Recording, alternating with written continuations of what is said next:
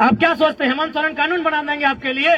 आपकी जानकारी के लिए बता दें, हाल फिलहाल उनकी एक बहन का शादी हुआ है, टाटा ने 80 लाख खर्चा किया है। क्या लगता है आपके लिए कानून बना देंगे? छात्र रोज मरते हैं, मेरे 2 साथी 2 दिन पहले मारे गए, आज तक हम उबर नहीं पाए। और मेरे भाषण से तो आपको लगता है कि गुर्राने वाला टाइगर आई थोड़ा सा उस रूप में तो नहीं है। खैर डिस्टर्ब नहीं होंगे, डिस्टर्ब नहीं होंगे। यहाँ तो माननीय कोर्रा थाना के प्रभारी फोन किए थे, सिंदरी में 12 गो थाना का पुलिस खड़ी थी। सिंदरी गए थे आंदोलन करने के लिए, वहाँ के एसडीपीओ 12 थाना की पुलिस और 150 जवानों के साथ खड़ी थी। हमने एक ही लाइन कहा, हमारे हक अधिकार को हमने सामने रख दिया जाए, हम उप तक नहीं कहेंगे, लेकिन यदि हमारे हक अधिकार के बीच कोई टकराएगा, वो टकराने वाला कोई क्यों ना हो, हम वही राड़ माटी के राड़ लोग हैं जिन्होंने अंग्रेज को पेट में 1 नंबर करवा दिया। मार दीजिएगा, सच बोलते हैं, ईमानदारी से बोल रहे, डर नहीं लगता है, मरने से डर नहीं लगता। हम ईमानदारी से बोल रहे हैं, हमको बीमार होने से डर लगता है। बीमार हो जाएंगे तो आंदोलन रुक जाएगा। यदि आपकी रांची की विधानसभा में नीतियां नहीं बनेंगी तो सादे कागज में लिख के ले लीजिए, हम लोग 2024 में झुमरा की पहाड़ में सरकार बनाएंगे। तो बहाते हुए बोलते हैं कि लोग हमको मूर्ख मंत्री बोलता है, तो हम लोग प्रेस कॉन्फ्रेंस में बोले कि भाई उन्हें मूर्ख मंत्री क्यों ना बोला जाए, वही उत्तर दे। क्या लगता है छात्रों, आपके लिए कानून बना देंगे? क्या आप साइरस मिस्त्री हैं? आप साइरस मिस्त्री हैं क्या? साइरस मिस्त्री का नाम जानते हैं? सीएमडी, टाटा के पूर्व सीएमडी थे। पहले उनकी मौत के लिए हम नमन करते हैं, श्रद्धांजलि देते हैं। जब उनकी मौत हुई तो सरकार ने देखा कि कैसे मौत हुई, बोला पीछे बैठा था, सीट बेल्ट नहीं बांधा था, पीछे बैठा था, सीट बेल्ट नहीं बांधा था। अगला दिन कानून बन गया कि आगे छोड़िए, अब पीछे भी सीट बेल्ट बांधना होगा। क्यों? क्योंकि मरने वाला साइरस मिस्त्री था। छात्र रोज मरते हैं, मेरे 2 साथी 2 दिन पहले मारे गए, आज तक हम उबर नहीं पाए। और मेरे भाषण से तो आपको लगता है कि गुर्राने वाला टाइगर आई थोड़ा सा उस रूप में तो नहीं है।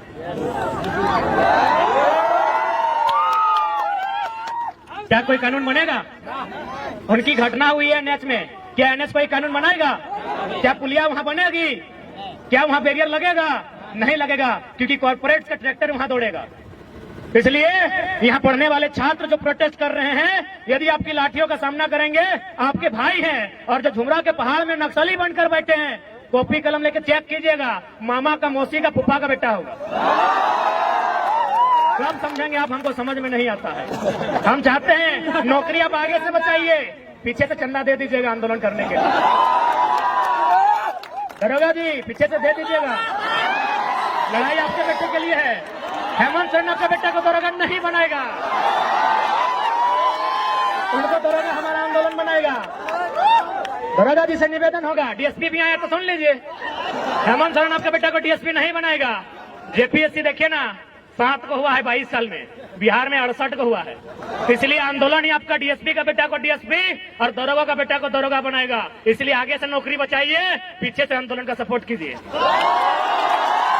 यदि ज्यादा दिक्कत होगा, यदि ज्यादा हाथ पांव बंधा होगा तो कमजोर लाठी चलाइएगा, ऐसा मत चलाइएगा। और ऐसा चलाइएगा तो घायल मत कीजिएगा, हमें घायल होने से डर लगता है, मार दीजिएगा, डर नहीं लगता है, मार दीजिएगा। सच बोलते हैं, ईमानदारी से बोल रहे, डर नहीं लगता है, मरने से डर नहीं लगता। हम ईमानदारी से बोल रहे हैं, हमको बीमार होने से डर लगता है। बीमार हो जाएंगे तो आंदोलन रुक जाएगा,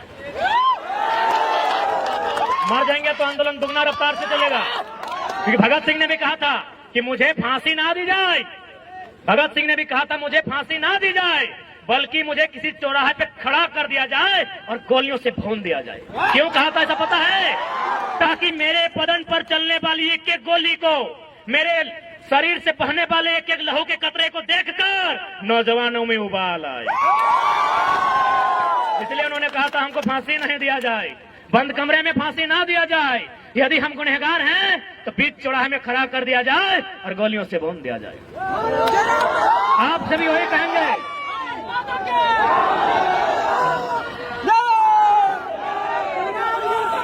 इसलिए आप सभी निवेदन करेंगे, आप ड्यूटी कीजिए, आपकी ड्यूटी का सम्मान करते हैं, हम लोग आंदोलन करते हैं, हमारे आंदोलन का भी कोऑपरेट कीजिए। तो कुछ नहीं मिलेगा, पैसा बटुआ में नहीं रखे हैं भैया। जितने भी पुलिस के भैया लोग आए सब तो बड़े हैं दादा साहब, पैसा बटुआ में नहीं रखे हैं, पैसे SBI में रखे हैं। किसका होने वाला है पता है ना? तो वही तो लड़ाई लड़ रहे हैं, छात्रों के लिए लड़ाई लड़ रहे हैं, किसानों की बात कर रहे हैं, काहे डिस्टर्ब कर रहे हैं? खैर डिस्टर्ब नहीं होंगे,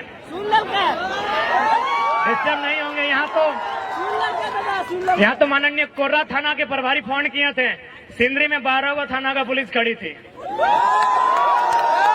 सिंदरी गए थे आंदोलन करने के लिए, वहां के SDPO 12 थाना की पुलिस और 150 जवानों के साथ खड़ी थी। हमने एक ही लाइन कहा कि DSP साहब सामने आइए, अरेस्ट कर लीजिए, लेकिन उससे पहले एक लाइन बता दीजिए, ये जो जमीन अब खड़ा है गांधी मैदान से दुगना जमीन था जहां सभा हो रही थी, बोले ये जमीन हमारे पुरखों की है और इस कंपनी ने 2 रुपया डिसमिल लिया है। क्या आपका बाप का जमीन लिया है? हमने एक लाइन कहा था माननीय DSP साहब को कि DSP साहब उतना मेहनत क्या करते हैं, अरेस्टिंग करना है एकदम आके अरेस्टिंग कीजिए, हम लोग भागेंगे नहीं, लेकिन एक लाइन में उत्तर दीजिए, जिस जमीन में आकर आप खड़े हैं ये हमारी पुरखों की है, इसे 2 रुपया डिसमिल लिया गया है। क्या आपके बाप दादा की जमीन इस तरह ली गई है और उसके बाद भी आपको दिक्कत नहीं है? तो आइए ना, हम तो शमशान घाट में एक सप्ताह में एक बार मिल जाते हैं। लाइव नहीं देखे वीडियो क्या? राजभवन से लोग देख रहे हैं, सही बोल रहे, राजभवन से देख रहे हैं, क्योंकि 29 तारीख को हम शमशान घाट में थे और विधेयक को वापस करता है कि एगो योद्धा तो घायल है। तो उन्हें पता नहीं कितना कितना योद्धा बन के तैयार है। उन्हें यह भी नहीं पता कि घायल शेर की सांसें उसकी दहाड़ से भी खतरनाक होती है। इसीलिए हमें परेशान ना किया जाए, हमारे हक अधिकार को हमने सामने रख दिया जाए। हम उप तक नहीं कहेंगे, लेकिन यदि हमारे हक अधिकार के बीच कोई टकराएगा, वो टकराने वाला कोई क्यों न हो, हम वही राड़ माटी के राड़ लोग हैं जिन्होंने अंग्रेज को पेट में 1 नंबर करवा दिया। इतिहास याद कीजिएगा, हुक्मरान में बैठे लोग 1757 में इंडियन भारत की सरजमी में बैटल ऑफ प्लासी हुई थी, बंगाल के क्षेत्र में अंग्रेजों के सामने उठा के पटक दिए गए भारत के लोग।